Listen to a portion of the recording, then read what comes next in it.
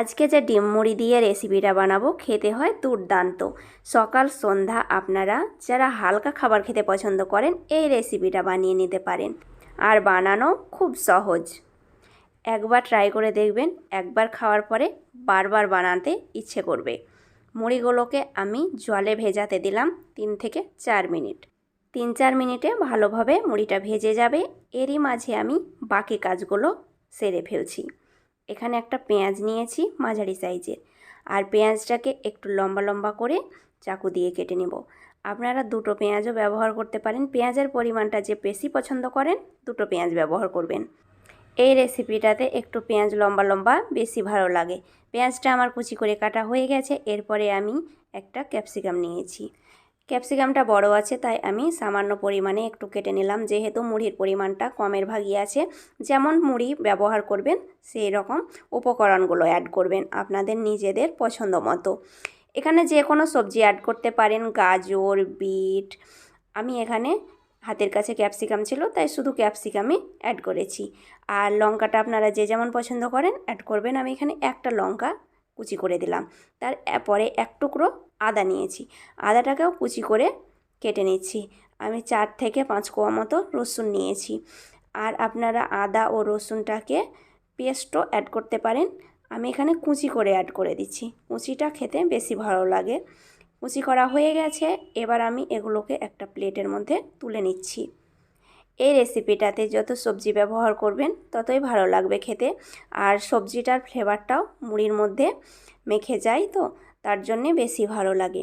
সব উপকরণগুলোকে প্লেটের মধ্যে তুলে পাশে রেখে দিচ্ছি। পরবর্তী ধাপে চলে এলাম। মুড়ি ভেজানো হয়ে গেছে, এরই মাঝে আমার 3 মিনিট মতো হয়ে গেছে। মুড়িটাকে আমি ছেঁকে নেব, তাই একটা ছাঁকনি নিয়েছি। ছাঁকনির মধ্যে মুড়ির জলটা সহজেই ঝরে যাবে, তাই এইভাবে ছাঁকনিতে জলটা ঝরিয়ে নেওয়ার চেষ্টা করবেন। এরপরে আমি একটা কড়াই বসিয়েছি, আর কড়াইয়ের মধ্যে দিয়ে দিলাম 3 থেকে 4 চামচ মতো সর্ষের তেল।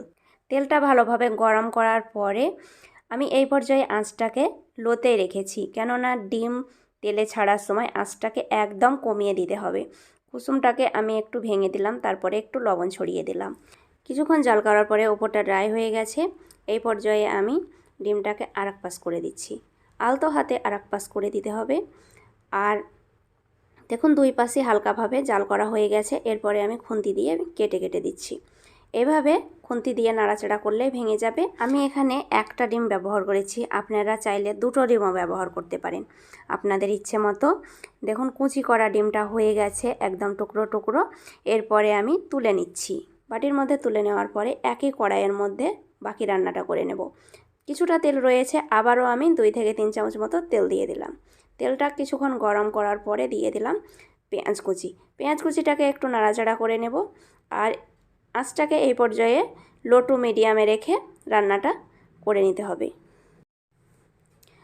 পেঁয়াজটাকে কিছুক্ষণ নাড়াচাড়া করার পরে দেখুন কালারটা একটু চেঞ্জ হয়ে গেছে। সেই পর্যায়ে আমি আদা ও রসুনটা দিয়ে দিলাম, তারপরে লঙ্কা কুচি আর ক্যাপসিকামটা। সব উপকরণগুলো একসঙ্গে নাড়াচাড়া করে নেব। আর ক্যাপসিকামটা একটু নাড়াচাড়া করলে নরম হয়ে যাবে, আর বেশি নরম হয়ে যাবে তাড়াতাড়ি একটু লবণ ছড়িয়ে দিলে। তাই আমি পরিমাণ মতো সবজির মধ্যে লবণ দিয়ে দিলাম। এইভাবে আপনারা মুড়ি ঘন্টটা বানিয়ে নিলে কি হয়, হালকাভাবে থাকাও যায়, আর এই মুড়ি ঘন্ট খেয়ে মনটাও ভরে যায়। এখানে নিয়েছি টমেটো সস, আমি এখানে 1 চামচ মতো দিয়ে দিলাম। আপনারা এখানে সয়া সস বা চিলি সসও অ্যাড করতে পারেন, আপনারা যে ঝাল পছন্দ করেন। তারপরে ডিমের টুকরো ভাজাটা দিয়ে দিলাম। এরপরে যেটা দেব মেন উপকরণটা হচ্ছে ভেজানো মুড়ি। মুড়িটা এই পর্যায়ে অ্যাড করে দিতে হবে। আর এই সময় আমি আঁচটাকে একদম লোতে রেখেছি, কেননা হালকা আঁচে মুড়িটাকে এবার আমি ভেজে নেব। আর সব উপকরণের সঙ্গে যখন মুড়িটা ভাজবো সেই সময় আমি দিয়ে দিচ্ছি আধা চামচ মতো চাট মশলা।